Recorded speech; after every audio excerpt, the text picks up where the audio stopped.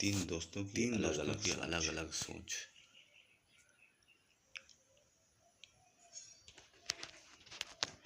एक बार की बात है, एक राजा अपने सिपाहियों के साथ जंगल में शिकार के लिए गया, लेकिन अचानक बारिश का मौसम होने की वजह से आकाश में अंधेरा छाने लगा। राजा अपने महल से भटक गया और सिपाहियों से अलग हो गया।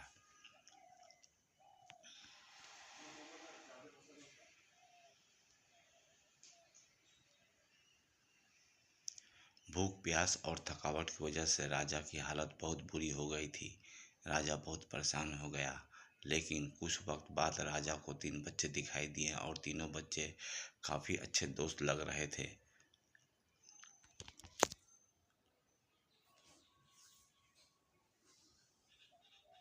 राजा ने उन तीनों बच्चों को अपने पास बुलाया और कहा, क्या तुम मेरे खाने के लिए खाना और पीने के लिए पानी ला सकते हो?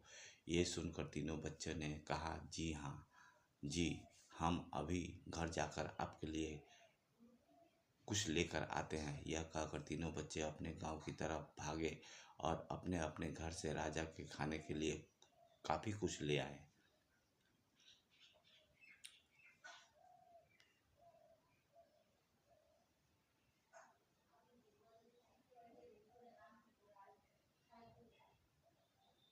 राजा बच्चों के जोश और प्यार को देखकर बहुत खुश हुआ और तीनों बच्चों से एक सवाल पूछा, बच्चों, मुझे आज तुम तीनों से मिलकर बहुत खुशी हुई। तुम अपने जीवन में क्या करना चाहते हो? मुझे बताओ, मैं तुम्हारे लिए कुछ करना चाहता हूँ। बोलो, तुम्हें क्या चाहिए? ये सुनकर तीनों बच्चे कुछ देर तक सोचते रहे और फिर थोड़ी देर में उनके एक लड़के ने कहा, मुझे धन चाहिए। मैंने कभी दो वक्त की रोटी नहीं खाई, कभी अच्छे कपड़े नहीं पहने, इसलिए मुझे सिर्फ धन ही चाहिए। राजा ने कहा, ठीक है, तुम्हें इतना धन दूंगा कि तुम हमेशा खुश रहोगे। ये सब सुनकर इस बच्चे की खुशी का ठिकाना न रहा। अब दूसरे बच्चे की बारी थी, तो राजा ने दूसरे बच्चे से पूछा, बताओ तुम्हें क्या चाहिए? दूसरे बच्चे ने कहा, मैं चाहता हूँ कि मुझे एक बंगला और घोड़ा गाड़ी दे घोड़ा गाड़ी दे मिल जाए, क्योंकि मेरा घर छोटा है और बहुत बुरी हालत में है।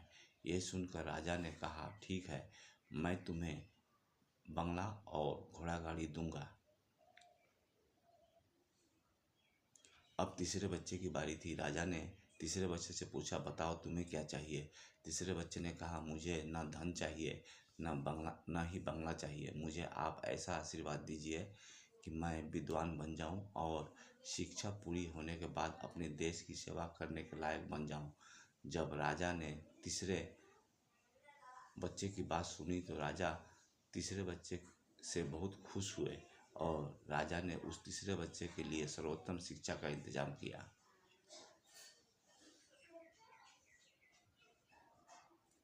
तीसरा बच्चा बहुत मेहनती था, इसलिए दिन रात एक करके उसने पढ़ाई की और बहुत बड़ा विद्वान बन गया और सही वक्त आने पर राजा ने उसे अपने राज्य का मंत्री बना दिया। अचानक राजा को सालों पुरानी घटना याद आ गई। राजा ने मंत्री से कहा, कई सालों पहले तुम्हारे साथ दो बच्चे थे, अब उनका क्या हाल है?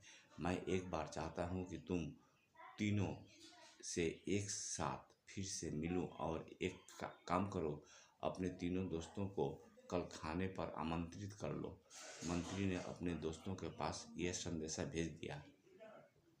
अगले दिन तीनों दोस्त राजा के सामने उपस्थित हुए और राजा ने कहा, आज मैं तुम तीनों को फिर से एक साथ देखकर बहुत खुश हूँ। राजा ने मंत्री के कंधे पर हाथ रखकर कहा, इनके बारे में तो मैं जानता हूँ, तुम दोनों मुझे अपने बारे में बताओ।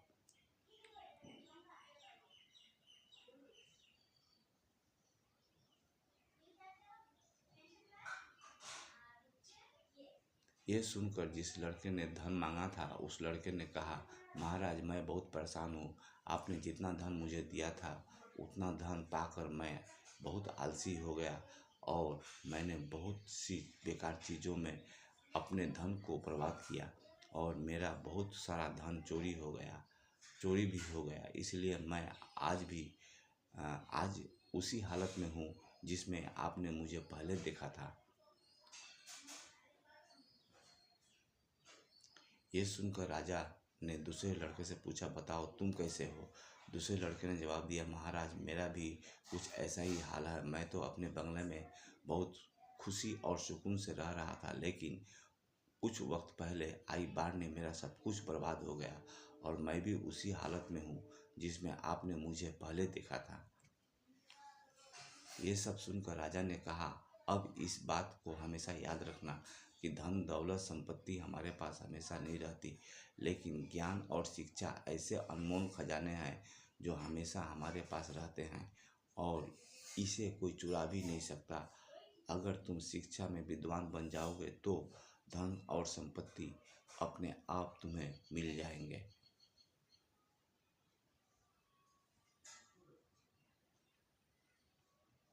धन पाने का लालच हर किसी को होता है।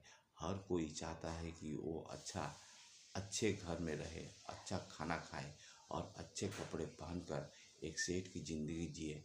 लेकिन ज्ञान और शिक्षा के बिना अगर आपको बंगला, पैसा, गाड़ी मिल भी जाए तब भी वो आपके किसी काम का नहीं, क्योंकि तब आपको समझ ही नहीं आएगा कि इसे संभालना कैसे है। कहानी अगर अच्छी लगी हो तो लाइक और सब्सक्राइब ज़रूर कीजिएगा। धन्यवाद।